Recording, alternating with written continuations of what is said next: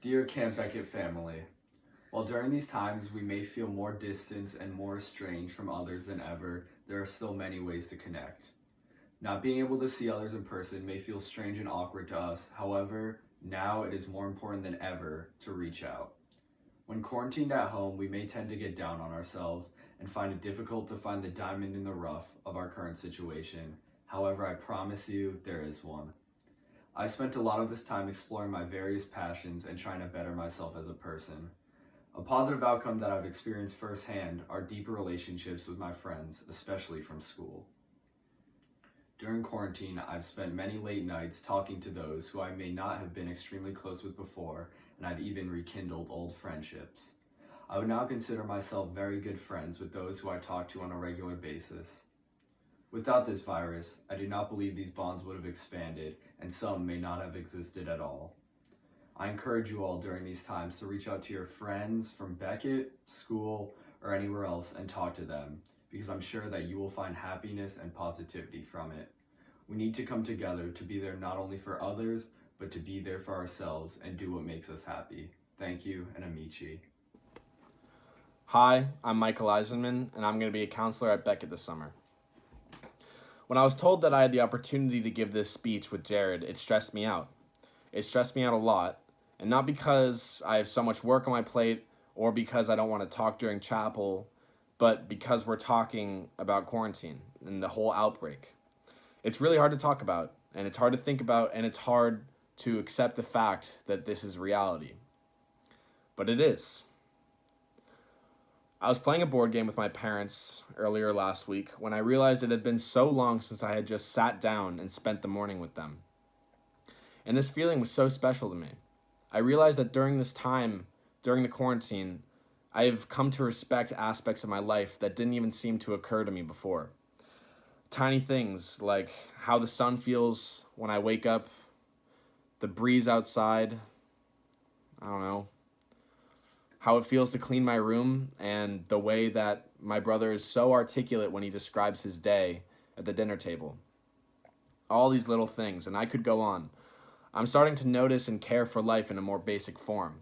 Like Jared said, I've spent more and more time keeping up with friends virtually, which helps me rebuild bridges with old friends, and it's helped me strengthen bridges with current friends.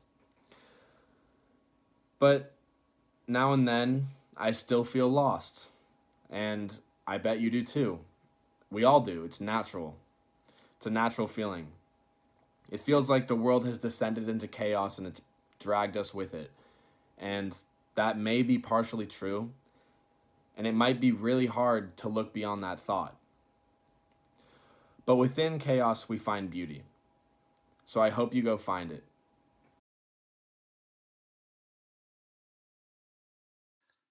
Hello, my name is George Sims and I'm one of the Programme Directors at Camp Beckett this summer. Within the next few weeks I will round off my Masters and 5 years of living and studying in Liverpool. I will do this, thankfully, with my housemates by my side as we cheer each other on to the finish line. Then it's off to the real world to find a job, a steady paycheck, and I guess figure out how far I'm going to have to mine to achieve my goals. It's easy when setting goals and looking into your own future to tell yourself, these are my decisions, no one else can help me, no one else understands. Maybe that's just me, but give yourself a break. As I am coming to the crossroads in my life, I am not reminded of the essays, projects, and papers I wrote in the last 5 years. I think of the experiences and friends gained along the way, and how their words of wisdom, encouragement, and sometimes tough love have always been the light that has shone on the darkest of days. This dark time we live in may seem to be never ending. Our lives have been turned upside down by our freedom being denied. However, just as any hard time, past, present, or future, the night is darkest before the dawn. Then there's silence and the light touches your skin.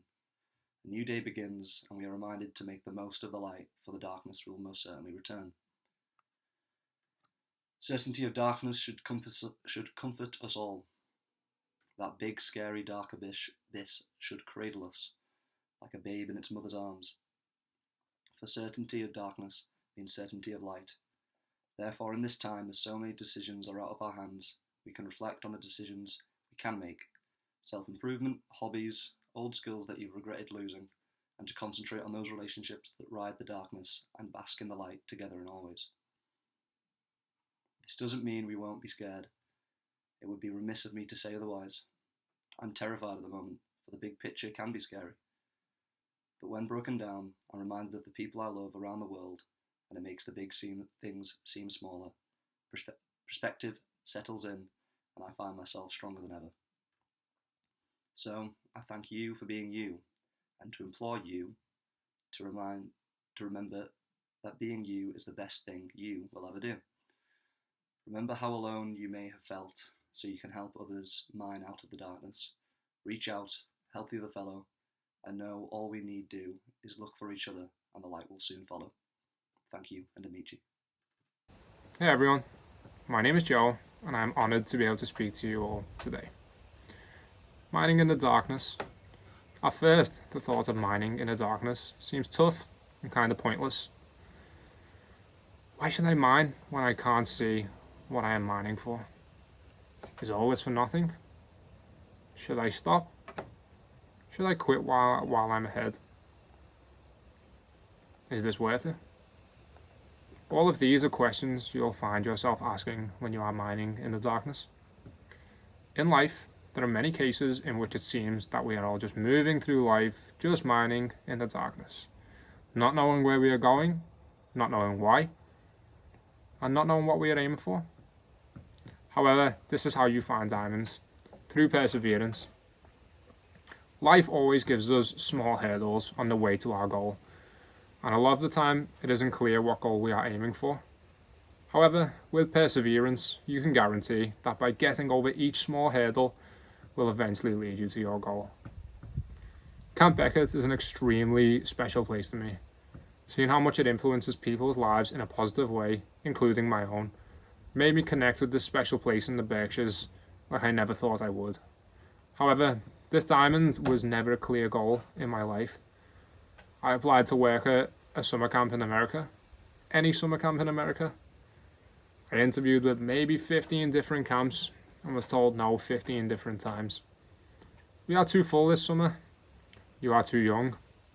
Maybe next summer. However, I never lost hope. I realized that eventually I would find a place that I could go to, one that was right for me. But I didn't know where or when it was going to come. I was then accepted by Beckett, a place that completely changed my life. I had found my diamond in the rough, the one that I had persevered for. The questions I mentioned earlier had all gone through my mind. I had debated stopping because I did not know if I was ever going to make it. I was wondering if it was worth it to keep trying. My life would have been far different if I had not persevered. I kept mining. It is completely normal to be asking yourself these questions. However, you must continue to push past these questions, and through your hard work, you will get to an end goal.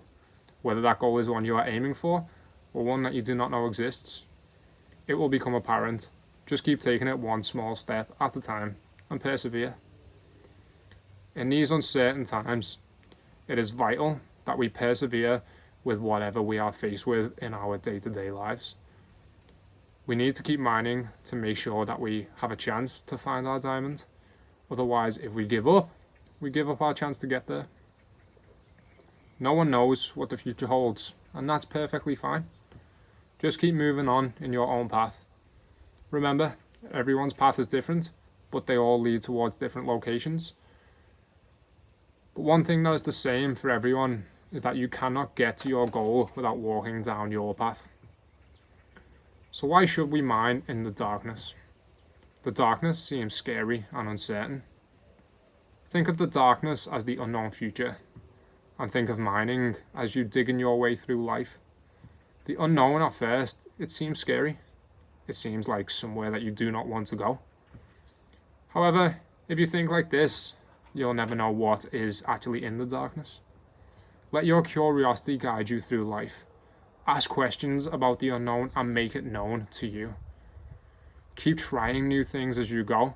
Approach things with an open mind, and you'll find that the unknown isn't scary at all. It rewards you with things that you find out you love. New food, new activities, new subjects at school. If you do not explore the unknown, you miss out on a lot of chances to try new things.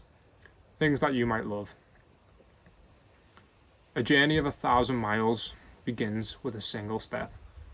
Lao Tzu. Every strike brings me closer to the next home run. Babe Ruth. Rivers know this. There is no hoodie. We shall get there one day. Winnie the Pooh. Keep mining in the darkness, and you will find your diamonds in the rough. Thank you, and Amici.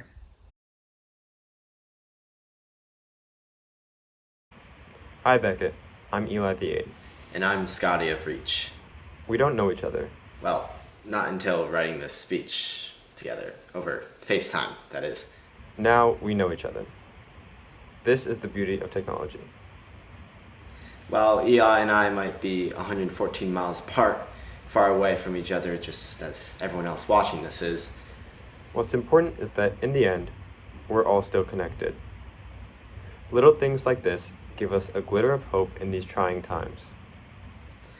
these days we have all the time in the world, and it's a great time to relax. We all know it's easy to fall back and do nothing, but it's an even better time to challenge yourself, push yourself, or try something new. Whether it's learning to cook, playing an instrument, or doing that one thing you've never had time for, there's nothing stopping you from pursuing that now. Time like this is a rare commodity, and while these conditions are stressing, think about all the good that can be accomplished. How we respond to adversity as a community is a testament to what we're capable of when we work together. And even beyond Beckett, I find myself in awe of how people come together. For example, every night at 7, my family sticks our heads out the window and joins the chorus of cheers, applauding healthcare workers getting off their shift. And every now and then, I look to the people across the street who are doing the same, and I wave. It's moments like this that give me hope and make my day just a little bit brighter. In my neighborhood, we put up signs showing our gratitude for our frontline workers. However, these signs are more than just signs of support. They're signs of our community's promise. This is what hope looks like. I'm home every day now, and this may suck perhaps, but this means I'm with my family all the time, and family time is special. For me personally, I get to spend extra time with my brothers who normally aren't home. One is in college and the other is off working on his own, but now we're all home together. And when do we ever get to bond as a family with so much time at our hands? This is a time to cherish, a time to appreciate, and a time to make memories with the people who give us hope. This is whatever family means to you, that is. I have learned to appreciate the friendships I share even more during these times, and I hope you cherish them as well. It could be many different friends, or just simply that one key friend. The amazing thing about friends is that they get us through tough times like this. And your friends mean a lot to you, and know that you mean just as much to them. And even if you can't think of a specific person, you mean so much, at least to me and many others in the Beckett community, because you are part of our Beckett family. Because of this, I suggest checking in on a person that means a lot to you. Your best friend, a camp friend, a cousin, I don't know, anyone. Reach out, because a small message like that can bring a glitter of hope to that person. Sharing the hope is important, for when this ends, we will all be back together in the end. On the outside, it may be roughed up and scratched, but on the inside, it's still a sparkling diamond. Remember that as you continue to look for little glitters of hope throughout your day. We hope to see you this summer. Thank you, and Amici. Hi, I'm Henry, and last summer was my 7th at camp. The other day, I was blasting music by myself in my room, and screaming along with it. Time doesn't always seem to make sense when you're having a good time like that, so I've no idea how long I was singing. Suddenly, my dad comes running into my room looking worried. I turn down my music casually and ask him, "What's up?" He says, "What's up? I've been yelling and texting and calling you from downstairs for the past 20 minutes, trying to get you to come to dinner." I realize that in my singing and dancing fun, I'd completely forgotten about everything happening around me except the songs. In lockdown, I found myself with a lot of time alone. I've played a lot of video games and watched a lot of Netflix. It gets tiring and boring and lonely. But one thing that has made me happier this whole time is music. In my room, there's always a tune playing on my speaker.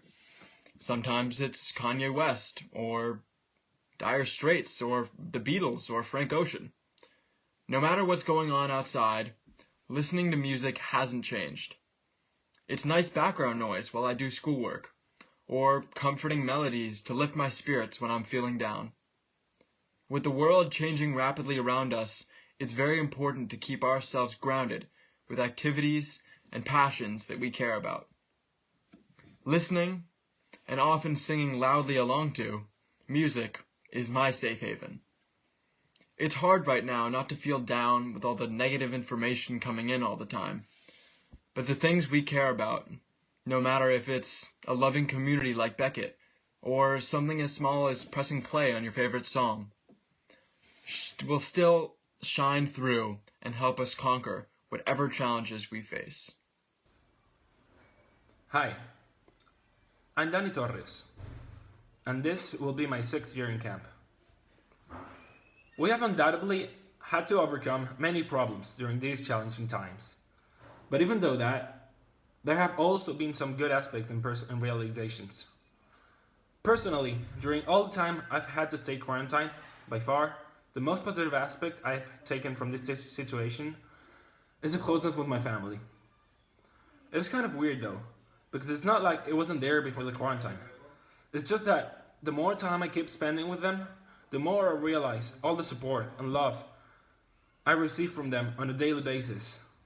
I feel like I am rediscovering new aspects of my own family, something that seemed unthinkable as I've been living with them for my whole life. Whether it is watching a movie on a Saturday afternoon or playing board games, laughing more than I ever have, what has become clear to me is that my family is a diamond that will last forever.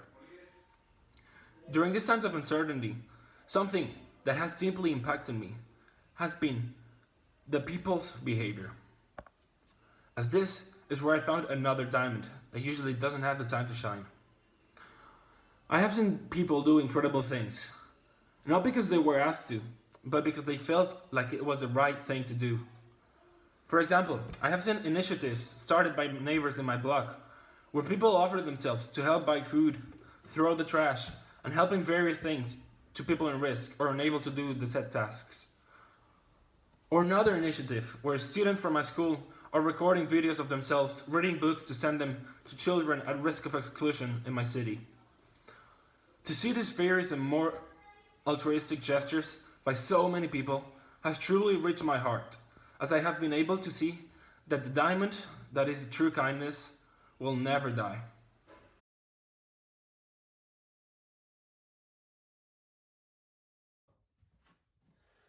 Hey Jude, don't make it bad. Take a sad song and make it better. Remember to let her into your heart, and then you can start to make it better. Hey Jude, don't be afraid.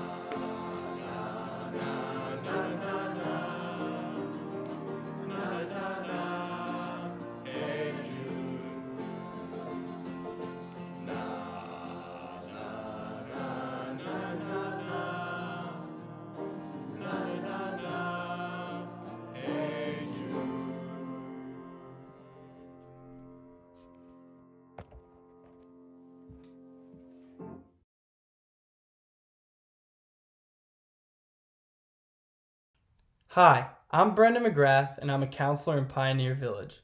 Over the course of the last month and a half, our lives have taken a dramatic turn. The daily routine of going to school and work has ceased to exist so suddenly, and the fast-moving world that we once lived in seemed to come to a complete standstill. At first, this obstacle seemed nearly impossible to overcome. College kids like myself were getting sent home, campers were forced to learn from home, and worst of all, socializing with friends and family was cut off indefinitely. Initially, this epidemic shocked the entire world, but as time went on, families at home learned to find good in this bad situation. People began interacting through Zoom calls and social media, just as we are doing today, and soon enough, feelings of hope and unity began to rekindle in the world. By working together to look past the negatives in this situation, we helped each other truly find the diamond in the rough. Similar to what Eli said, I too embarked on the journey to start college this past fall. Although I would be studying a major completely new to me over 1,200 miles away in Miami, I was confident that the values I learned at home and at Beckett would guide me straight to success. After the first month or two, I learned that success does not come as easy as it seems, and I quickly became overwhelmed with the amount of work and opportunities presented to me. I could not seem to find a balance between my course load and my social life. Just as Eli said, I had not yet found structure in my life. I had not yet found my diamond in the rough. As the first semester came to a close and second semester began, I came back to school with a newfound sense of confidence. By the end of the first semester, I had mastered my work-life balance and was ready to get involved in other ways at my school. I joined the running team, rushed a fraternity, and was even hired as a lifeguard at the campus pool. Life could not have been better, but then it came to a complete stop. One March afternoon, I opened my emails to a message from UM stating, "The semester will resume online after spring break and all freshmen must check out of the dorms by March 25th. I was devastated. My new, exciting journey in life was being cut short, and all the relationships and experiences I was building had to be put on pause. As I got on my plane back to New York, my morale was low and the confidence I had just discovered seemed to disappear. As I flew back home, I could only think negatively about the situation, telling myself over and over again that no good could come out of being stuck at home. I began to worry that these feelings would never go away, but that completely changed when I got off the plane. As I left through the doors at JFK Airport, I was greeted by both my parents with two huge enthusiastic smiles, so excited to see their son home for the first time in months. At that moment, I realized that I had been looking at this situation all wrong. Getting sent home was completely out of my control, so instead of focusing on the negative aspects, why not strive to seek out the positive? Instead of being angry that I had to leave school early, I should have been overjoyed to be reunited with my family. Once I saw those smiles on my parents' faces, my whole perspective changed, and I realized that I could truly find good in this situation. With that story, I want to share this new perspective with all of you. Like Eli said before, we are all experiencing the same obstacle right now, so instead of sulking in it, embrace it. Although we cannot socialize in person, we are still gifted with the technology that allows us to socialize online through Skype, Zoom, or even FaceTime. Use this lull period to check up with friends or maybe family you haven't spoken to in a while. For all my fellow counselors, use this time to catch up with your parents and siblings. I'm sure you have a lot to catch up on since college started. Whatever it is you do during this quarantine, do it with a positive mindset. Continue to work towards your goals and don't let the obstacle of coronavirus weigh you down. If you are able to extract the good from this bad situation, you will find the diamond in the rough. Hi, I'm Eli Worth. The theme Diamonds in the Rough has had a very impactful effect on me this year. In August, I transitioned from another life-changing summer at Beckett to embark on a new journey, starting college in New York City at NYU for film production. I knew that integration into college life could be challenging, but I felt confident enough from the skills I learned over the summer and my background knowledge from growing up in New York that I'd be able to tackle any challenge that came my way. However, I quickly discovered that no amount of experience or mental preparation could have readied me for what my life living in the city was soon to become. Initially, I felt frustrated seeing so many individuals around me achieve success in their fields while I had not yet found structure or balance in my own life. I knew I had access to so many opportunities for excitement, education, and growth. I just couldn't manage it all. I felt overstimulated and wasn't sure how to channel all my energy. I had not yet found my diamond in the rough. Fortunately, I had my Beckett community to support me and eventually formed strong relationships at school. Life really picked up for me second semester. After reuniting with some of my old friends who I hadn't seen in a while, including Brendan, I was even more comfortable returning to my new friends and activities in the city. However, as hard as I tried to follow through on all my passions and interests, I still felt resistance. For every detailed film shoot I would plan or intriguing social event I would seek out, there would always be an uncontrollable factor slowing me down from achieving to what I believed was my full potential. Whether a once functioning toilet was transformed into a porcelain disaster or I missed the last L train from Brooklyn, I felt there was always some nonsense just in the way of me trying to live my life.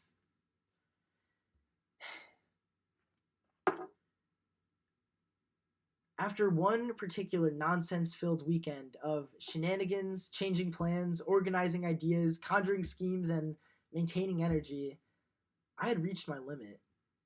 Once that adventure had ended and I had collapsed into my bed, I had an important thought. There will always be nonsense to deal with. There will always be uncontrollable factors that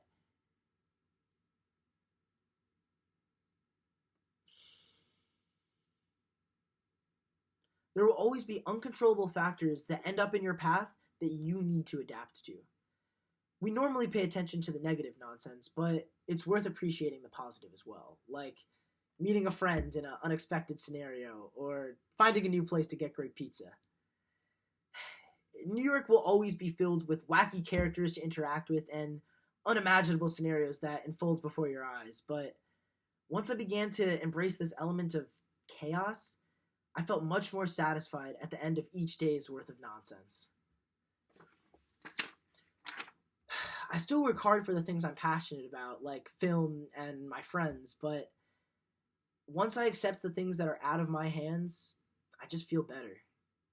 As long as I know my limits, I'll be able to handle whatever life tries to bamboozle me with. Now that I live in a world with far less external factors and far more happening on the inside, I've had to change the way I view things. Going from having access to almost anything in the world's coolest city to being forced to live in my hometown with my family has been a huge transition. At times, it's extremely difficult not to view this situation as being a downgrade. Without the buzz of traffic and the company of my friends, my life can seem unbearably boring and unproductive. For a few weeks at the start of quarantine, I struggled to create plans of how I could best spend my time during this crisis. Could I go somewhere new? Could I link up with an old friend? Could I escape my reality? Soon enough, I realized that I couldn't do any of these things. As someone who's used to being able to achieve what he invests work into, having my plans fall through was an incredibly deflating experience. It seemed that any activity I would try to pursue to feel happy or productive was unreachable. I thought to myself, what should I do? Should I wallow in my sadness and accept defeat from the world, or pick myself up knowing I'll only be knocked down again? I felt and still sometimes feel completely lost with this idea. But more recently, I received 2 pieces of advice that have greatly aided me in the process of answering this question. The first is, it's okay to feel not okay. We're all experiencing major nonsense right now, and we should embrace it. You can take time to recognize how nonsensical this all is, and then get back to living your life. And that leads to the second piece, which is, just because you change your expectations, it doesn't mean that you're lowering them. none of us did, do, or ever will know what the future holds with certainty. And that's scary, but it's why it's even more important right now to lean on one another on a time where all we really need is support from the people that matter most. Life will continue to try to trip me up, but it'll never shake my love for Beckett and the relationships I've formed there. Remember to hold on to the things you love in life and let that joy and energy build inside of you, because while we don't have that outlet to release into the world of joy and love and happiness right now, we will have it. There is a diamond in the rough, and I know when we find it, it'll shine brighter than anything we've ever seen before.